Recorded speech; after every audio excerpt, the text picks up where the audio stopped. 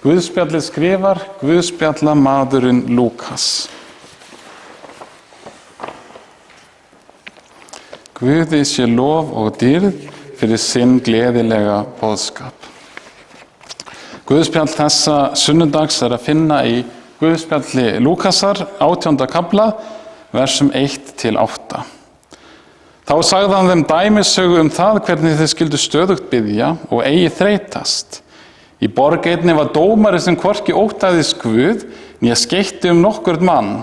Í sömu borg var ekkja sem kom innlagt til hans og sagði: Lát þú mig ná rétti á mótstöðumanni mínum. Það vildi hann ekki lengi vel, en að lokum sagði hann við sjálfan sig: Ekki óttast ég Guð að sönnu, né skeytti nokkurn mann. En þessi ekkja lætur mig aldrei í friði. Því vil ég rétta hlut hennar áður en gerir út af við mig með nauði sínu. Og drottinn mælti: Heyrið hvað rangláti dómarinn segir. Mun Guð þá ekki rétta hlut sinna útvöldu sem hrópa til hans dag og nótt? Mun hann draga að hjálpa þeim? Ég segi yður, hann mun skjótt rétta hlut þeirra, en mun mannssonurinn finna trúna á jörðu þegar hann kemur. Þannig hljómar hið heilaga Guðspjall. Nú sé þér Kristur.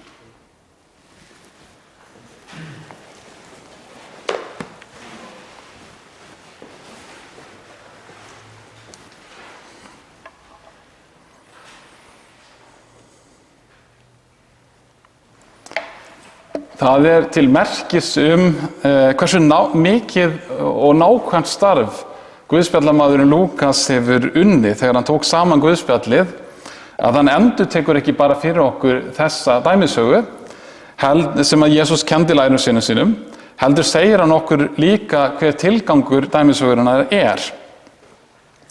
Jesús hafði verið að tala við lærisveina sína endurkomu sína og hvernig sú endurkoma muni verða. Og hann skóf ekki ofan af því að hinir síðustu dagar, hinir síðustu tímar muni verða mjög erfiðir. En svo bætir Jesús þessu við, þessari dæmisögu, til þess að minna lærisveina sína á að þrauka í bæninni og þreytast ekki. Það í sjálfu sér viðurkenni þá staðreynd að bænin sé oft alls ekki auðveld fyrir okkur. Það þarf að þrauka í henni, hún getur verið barátta. Ekki bara hún barátta við allt annað sem vill fanga athygli okkar, heldur hún barátta við efa og vantrú, við tilfinningar sem ekki eru til staðar, við þolinmæðina sem stundum á þrotum, og það okkur bara langi alls ekkert til þess að biðja til Guðs. Dæmisagan sem við heyrðum í Guðspjalli dagsins, hún segir frá ekkju sem hafði verið beitt einhvers konar órétti. Okkur ekkert sagt hver þessi óréttur en fyrst kemur til dómarans með þetta óréttlæti, þá hlýtur að vera þess eðlis að það hefur ekki verið innan ramma lagana. En því miður kemur það svo í ljós að þessi dómari bara spillt illmenni, sem lætur sér fátt finnast varðandi vandræði þessarar ekkju, og sama gildir í raun vandræði hvers sem því hann óttaðist hvorki Guð né menn. Engu að síður gefst þessi ekkja ekki upp. Og við hljótum eiginlega að spyrja okkur hvernig á því standi. Hvað var það sem hvatti þessa ekkju áfram? Gat hún ekki farið eitthvað annað? Gat hún ekki reynt að spyrja einhvern sem var tilbúinn til þess að hjálpa henni? Gera það sem gera þurfti? Jafnvel taka lögin í eigin hendur ef þörf var á því. Og jafnvel þótt að það sé reynda rangt, þá hlaut að vera réttlætanlegt í þessum aðstæðum, það ekki? Og varla myndi dómarinn finna nokkuð að við það, því að hann hafði hvort sem engan áhuga á þessu máli, og hvað gerðist í því. Röksemdin gæti kannski leyft okkur að fara þá leið, og hún áreiðanlega freistandi, en hún samt sem áður röng. Og jafnvel þótt að þessari ekkju hefði kannski heppnast svoleiðis ráðabrugg, þá var það engu síður rangt. En það það ekki þannig sem dæmisagan fer, það ekki það sem hún gerir. Hún veit hvert hún á að fara. Og dómarinn maðurinn. Dómarinn sat í embætti. Hann hafði skyldu til og ekki bara skyldu til, heldur hafði hann rétta valdið til að hjálpa henni, til að rétta hlut hennar. Það var verk sem honum var falið. Að hann var gerspilltur breytti ekki þessari staðreynd að hann var maðurinn með valdið. Hefði þessi ekki að fara til dæmis til slátrarans eða kannski fundið vopnaðan veiðimann og beðið hann að hjálpa sér, þá hefði sagan áreiðanlega litið öðruvísi út. Hvorugur þessara hafði vald eða embætti til þess að hjálpa henni og hvorugur hefði getað hjálpað með löglegum hætti nema þá það eitt ef þeir hefði hjálpað henni að fá áheyrn hjá dómaranum. Því hann var rétti aðilinn til að tala við. Og þess vegna lét ekki hann dómaran ekki verið í friði, því hann var maðurinn. Hún kom til hans dag eftir dag og bað hann að hjálpa sér. Að lokum varð úr að hann hjálpaði henni ekki vegna þess að honum væri í raun ekki sama hana, heldur vegna þess að hann var orðinn leiður á tuðinu í henni. Hann langaði að hlífa sjálfum sér og reyna að fá stundar frið, en hann hjálpaði henni. Augljóslega er tenging þessara dæmisögur við bænalíf lærisveina Jesú ekki það að Guð sé óréttlátur eins og óréttláti dómarinn. Tengingin er mun fremur að Guð sé einmitt rétti aðilinn til að bæna bænum okkar til. Og gera ólíkt þessum vonda dómara, þá stendur Guði ekki á sama okkur, heldur þvert á móti elskar hann okkur og er þess alltaf viljugur að rétta hlut okkar. Á svæðinu þar sem ég bý, þar er gefið út svona dagblað með fréttum frá svona svæðisbundnum fréttum. Og fyrir nokkru síðan kom út grein í þessu dagblaði þar sem sagt var frá hópi kvenna í bænum þar sem ég bý sem var koma vikulega saman til bænagerðar. Og það er biðja fyrir bænum, biðja fyrir ungmennum bæjarins, fyrir krökkunum í skólunum og öllum öðrum sem þarfnast fyrir bænar. Greinin kom bæði í blaðinu, þar í pappírsútgáfunni og kom á netinu líka. Og eins og svo oft gerist á netinu, þá voru mörg viðbrögð við þessari grein. Þau létu alls ekki á sér standa og það kom mér eiginlega óvart að sjá hversu neikvæð viðbrögðin við þessari grein voru. Það var bara verið að segja frá hópi kvenna sem kom saman til bæna. Margir hneykslust á því og fannst þetta að vera algjörlega út í hött. Eyða tímanum sinnum í svona rugl og eyða tíma annara með því að láta blaðið skrifa sig. Sumir predikuðu hátt og skýrt að það væri algjörlega gagnslaust að vera að biðja til einhvers Guðs sem er alls ekki til. Og jafnvel þótt mér hafa fundist þessi viðbrögð harkaleg og sorgleg, þá get ég samt ekki komist hjá því að taka undir þetta síðasta. Það er gagnslaust að biðja til Guðs sem að ekki er til. Og þar af leiðandi er valdalaus. Það er sama hversu mikil trúin er eða hversu einlæg bænin er ef enginn er sem hlustar á bænina og getur svarað henni.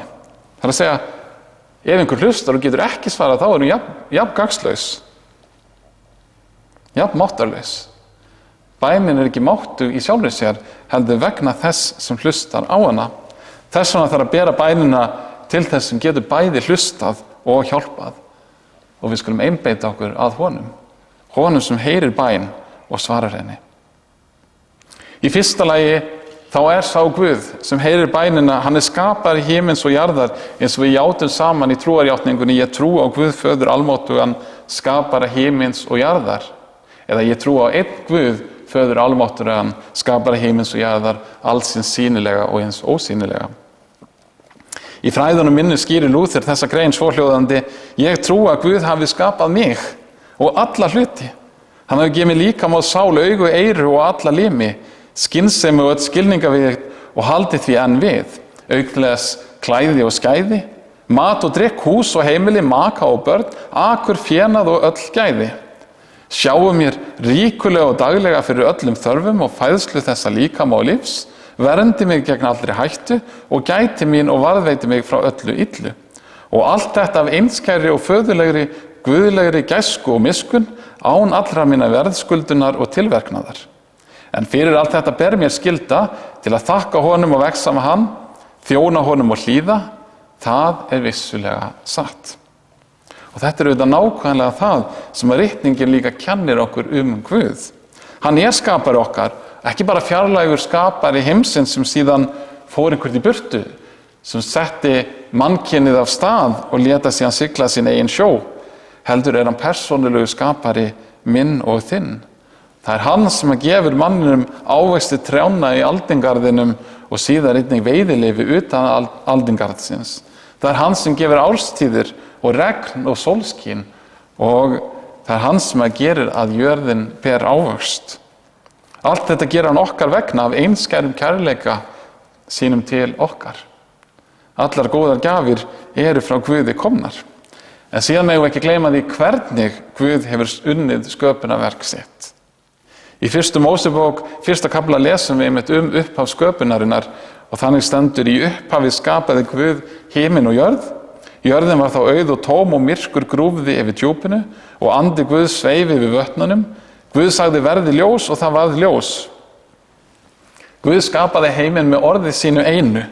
Já, svo algert vald hans að hann getur mælt eitt orð út í tómið og tómið sjálft verður að hlýða.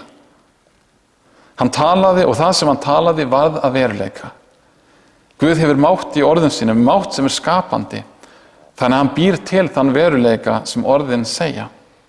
Þetta mikla vald, þessi mikli máttur, já þetta almætti Guðs ætti að hvetja okkur til þess að leita til hans með alla hluti. Í öðru lagi og einmitt vegna almætti hans Guð líka dómari himins og jarðar og okkur ber að óttast hann. Hann hefur skapað heiminn og hann heldur honum við og gagnvart honum ber heimurinn ábyrgð. Sá sem eyðileggur eða skemmir sköpun Guðs gerir gegn vilja hans. Með sama hvaða hætti sem það gert, þá þarf hann líka að svara fyrir það. Og hér ekki bara átt við það að við eigum að fara vel með jörðina, heldur vel með þá menn sem hann hefur skapað. Það gerum við fyrst og fremst með því að lifa eftir vilja Guðs. Síðustu 2 versin í predikaranum segja þessa sögu: óttastu Guð og haltu hans boðorð, því að það á hver maður að gjöra. Því að Guð mun leiða sérhvert verk fyrir dóm, sem haldin verður yfir öllu því sem hulið hvort sem það gott eða illt. Jesús sjálfur ítrekar með meira ógnvekjandi orðum í Mattheusar Guðspjalli í 10. kafla og 28. versi. Þar segir hann: hræðist ekki þá sem líkamann deyða, en fá ekki deytt sálin, hræðist heldur þann sem magnar að tortíma bæði sálu og líkama í helvíti. Og hver það? Það Guð sjálfur. Þetta eru orð Jesú Krists. Það hann sem kennir okkur að óttast Guð, óttast vald hans og óttast dóma hans. Einnig þetta ætti að hvetja okkur til að leita til drottins í bæn, því að hann bæði dómari þeirra sem brjóta gegn okkur en einnig dómari okkar. Í 3. lagi birtist þetta almætti Guðs í Kristi. Við sjáum aftur og aftur mátt þess Guðs mælir eitt orð og allt gerist samkvæmt því orði. Jesús var með lærisveinum sínum á bát í Galileuvatni þegar skyndilega kom svo mikill stormur að það lá við að báturinn sykki. Jesús stóð upp í bátnum og sagði þögn. Þá lagði vindinn og vatnið og það kom blankandi lögn. Jesús mælti eitt orð og það gerði samkvæmt orði hans. Stuttu síðar dó dóttir forstöðumannsins Jairusar. Jesús kom til hennar, tók höndina og sagði: rís upp, og hún vaknaði til lífsins. Jesús mælti eitt orð og það var samkvæmt orðinu. Enginn skildi þennan veruleika betur heldur en rómverskur hundraðshöfðingi sem kom til Jesú og bað hann að lækna þjón sinn sem lá fyrir með mikla kvalir. Jesús hafði strax að myndi koma og lækna þjónin, en þá svaraði þessi hundraðshöfðingi og sagði: Herra, ég ekki verðugur þess að þú gangir inn undir mitt þak. Mæl þú aðeins eitt orð og mun sveinn minn heill verða. Því að sjálfur ég maður sem verða að lúta valdi og ræði yfir hörmönnum. Og ég segi: veit, far þú og hann fer, og við annan kom þú og hann kemur, og við þjón minn gjör þetta og hann gjör það. Rétt eins og hundraðshöfðingjanum var gefið vald til að stjórna þeim hermönnum sem undir honum voru, hefur Jesús vald til þess að stjórna gangi himins og jarðar. Mæl þó aðeins eitt orð og sveit minn mun heill verða, sagði hundraðshöfðinginn. Hann mælir eitt orð og það verður samkvæmt því orði. Hann hefur vald skaparans, hann hefur vald almættisins. Eins og stendur í Matteusar guðspjalli 28. kafla, honum er gefið allt vald á himni og á jörðu. Í 4. lagi býður hann okkur að leita til sín. Að lokum er það þessi hinn sami Kristur sem segir að við eigum að óttast Guð, sem líka segir að við eigum að óttast ekki. Heldur eigum við að leita til Guðs í bæn. Ekki bara reyna bænina, heldur stöðugt að biðja og þreytast ekki, eins og við heyrðum í dæmisögunni. Hvernig má það vera? Vorum við ekki að lesa það að Jesús kennir okkur að óttast Guð? Að Guð geti tortímt bæði líkama og sál í helvíti. Eigum við þá ekki frekar að forðast hann? Sannarlega er dómur Guðs óttaverður, en á sama tíma er það einmitt Kristur sem kennir okkur þetta, að óttast ekki.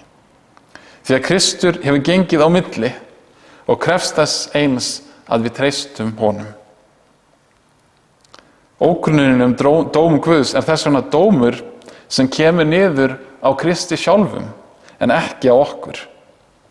Rétt eins og hann skapaði heiminn, lagði storminn, læknaði sjúka, reisti dauða með orði sínu. Rétt eins gengur hann í okkar stað með orðið sínu. Hann segir, syndir þínar eru fyrirgefnar. Hann segir, friður sé með þér. Hann segir, í dag skalt þú vera með mér í paradís. Hann mælir eitt orð og það verður samkvæmt orðinu. Og fyrst Kristur þannig gengur í okkar stað, þá fáum við á móti að ganga í hans stað. Við gengum í stað hans sem er sonur Guðs og þar með okkur gefinn réttur til þess að vera Guðs börn og enn fremur að biðja til föður okkar á himnum. Hann kennir okkur sjálfur orðin sem við eigum að nota. Faðir vor, þú sem ert á himnum. Og ef við lesum í fræðunum aftur, skýringuna sem þar stendur, hvað er það? Svar, Guð vill með því laða oss til að trúa því að hann sé vor sanni faðir og við er hans sönnu börn, til þess að við skulum biðja hann örugg og með fullu trausti sem elskuleg börn sinn elskulega föður. Ekkjan þreyttist ekki því óréttláti dómarinn hafði vald til þess að hjálpa henni. Það var von hennar. Að sama skapi býður Kristur okkur að þreytast ekki í bæn okkar til Guðs. Og hann gefur okkur góðar ástæður fyrir því. Hann er sá sem ekki bara hefur mikið vald, heldur er hann almáttugur. Hann er sá sem hefur allt vald á himni og jörðu. Enginn er honum aðri, enginn getur gert neitt án þess að hann leyfi það. Og hann getur snúið öllu til betri vegar. Það er ekki furða á því að við endum bæn Drottins á því að segja, því þitt er ríkið, mátturinn og dýrðin. Því við trúum því eins og Guð segir okkur það. Þar að þau ekki fullvísar Jesús okkur að við munum í þessari bæn mæta þeim Guði sem vill okkur vel, sem elskar okkur sem börn og sem þráir að rétta hlut okkar. Hann hefur sjálfur séð til þessa þegar hann lét líf sitt á krossinum okkar vegna. Að beina bænum okkar einhvert annað eða þá að hætta að biðja væri hreinlega vitfirra. Því hann er ekki bara almáttugur, heldur er hann góður og miskunnsamur Guð. Hann mun svara hverjum þeim sem til hans leitar og treystir honum. Dýrð sé Guði föður, syni og heilögum anda, svo sem var í upphafi, er enn og verða mun aldir alda. Amen.